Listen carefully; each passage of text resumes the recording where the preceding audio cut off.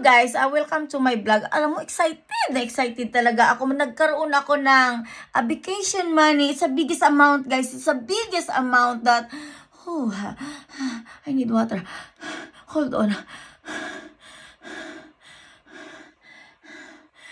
Dahil wala akong tubig, guys. Mamaya na lang, guys. Ito, hold on, baby. Ayan, nakita nyo yan? Ayan, nakita nyo yung amount na yan. 420 to 28 crowns. After tax. Grabe, guys. Laking-laki talaga ako at nagkaroon ako ng 420 to 28. Last year, guys, I think 4,000 or less 4,000. Hindi ko alam, guys, napunta sa mabuting fairy fund. Honestly is yun, dapat ay napupunta yun sa iyong pension. Kaya yun, thank you for the last year that you didn't get because you know stress is the best for you. Yeah. And you need to do is you need to drink your medicine with water or else your tilaok is gonna be, you know, tilak. Yeah, you know what is tilak?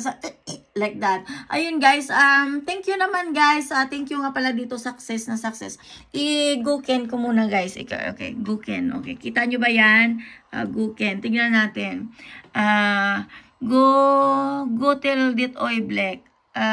Ayun nga, guys, pengis, ayun, after tax daw, guys, is ayan ang matatanggap ko. Grabe, guys, ang laki-laki ko, no, naghintay ako ng 1 year, tapos plus stress, plus ingay ng kapitbahay.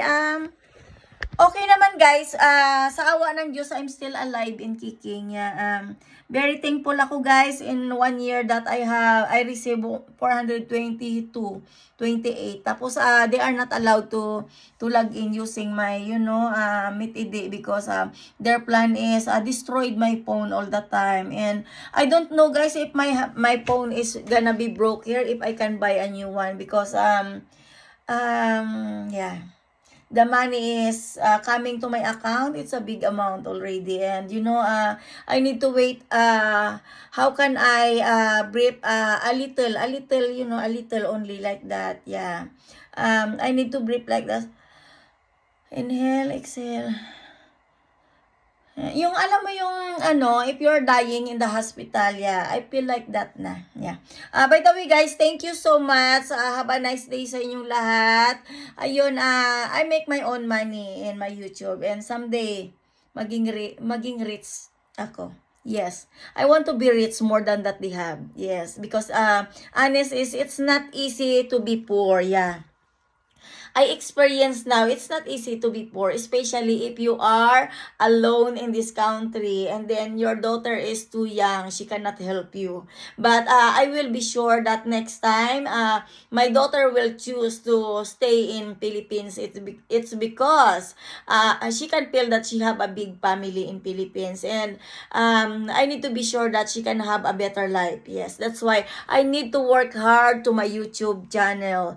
Yes. Bye-bye, guys. Thank you so much sa mga new subscribers ko. God bless you all. Bye!